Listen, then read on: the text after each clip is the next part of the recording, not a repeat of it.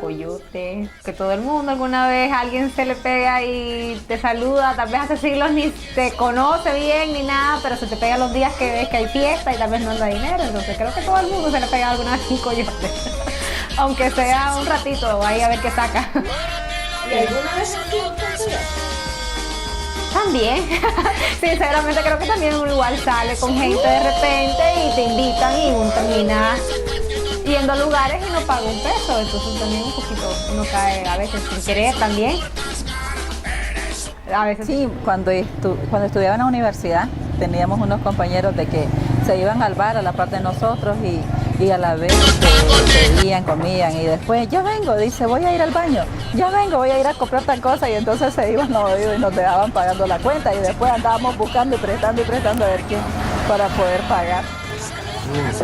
De esa forma no, sino que con los brothers mirando ando, no sé vos, ahí falla, ahí sí. Porque en un momento uno no anda, entonces se pone de acuerdo con los brothers.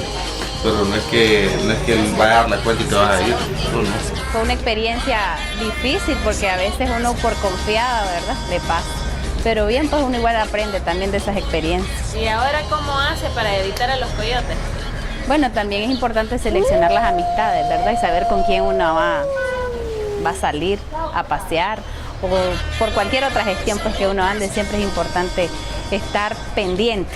Y si intenta seguirme te van a anochecer, pues ni feroz coyote me puede comer.